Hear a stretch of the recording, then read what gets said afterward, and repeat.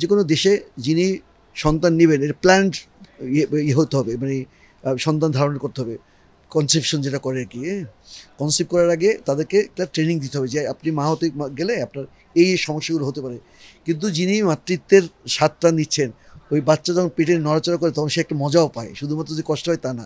এবং তার ফ্যামিলি যদি সাপোর্টিভ হয় এবং তাকে যদি ধরেন ম্যাটারনিটি রিলিফ দেয়, সেই ম্যাটারনিটি রিলিফে বাসায় থাকবে, সে তার বাচ্চাকে যে ধারণ করছে, বাচ্চারা হলে সে যে কী করবে এগুলো প্ল্যান করবে সে। তো কাজেই এখানে যে সবসময় তা না, কষ্ট তা না। তবে সন্তান জন্মগ্রহণ করার পরে পোস্টপার্টাম সাইকোসিস, পোস্টপার্টাম ব্লু বা ডিপ্রেশন এগুলো হয়, এবং সেই ক্ষেত্রে মায়েরা খুবই সাসপিশিয়াস হয়, এই বাচ্চাটা আমার জন্য একটা সমস্যা, বালা, একটা মুসিবত। তখন সে আত্মহত্যা করার চেষ্টা করে, তখন সে পাগলের মতো হয়ে যায়, দূরে যায়। এই সময়টাতে আমরা কেয়ার দিই, এবং এইগুলো খুব একটা কঠিন না, ভালো চিকিৎসা আছে। পোস্টপার্টাম সাইকোসিস বলে, পোস্টপার্টাম ডিপ্রেশন বলে। ডিপ্রেশন হলে অ্যান্টি ডিপ্রেশন দিই, আর যদি মনে করেন সাইকোসিস তাহলে আমরা অ্যান্টিসাইকোটিক দিয়ে ট্রিটমেন্ট করি।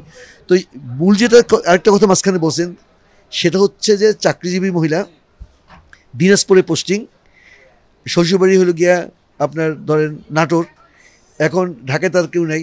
এই মহিলা সন্তান ধরার পর তার হাজব্যান্ড আছে ধরেন ছাতক, তো এই মহিলার অঙ্কটা কীভাবে মিলাবেন? তো সেই সব ক্ষেত্রে কিছু ঝামেলা হয়, আমাদের সরকার বিবেচনা করে এই বিষয়গুলো, কিন্তু সবসময় তার হয়ে ওঠে না। এই যেহেতু বিষয়ে মানে সরকারে যারা থাকে আসলে দেখেন, তারা যতটা বেশি মানবিক হবে, তারা যতটা বেশি সমাজে দায়িত্ব নেবে, তত বেশি জনগণ স্বস্তি পাবে। এটা ডিরেক্টলি প্রফেশনাল। এই জন্যই তো আমরা রাজনীতি করতেছি আর কি, যে যত বেশি সাধারণ মানুষের মুখোমুখি হবে, সাধারণ মানুষের কষ্টটা ধারণ করবে, তত স্বাস্থ্যসেবা বলেন, অন্যান্য যে কোনো সেবা তারা ভালো পাবে। এই যে হজে আগে যেতে অনেক ঝামেলা হতো, কারণ সেগুলো কমে আসতেছে, গ্রাজুয়ালি কমে আসতেছে।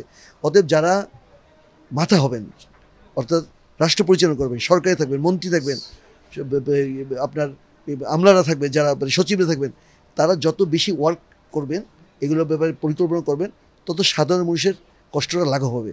এই জন্য আপনি যে কোশ্চেনটা করছেন, এটা অনেকগুলো ফ্যাক্টর জড়িত, কিন্তু এটা চেষ্টা করলে এই কষ্ট অনেক কমে আসবে, অনেক কমে আসবে।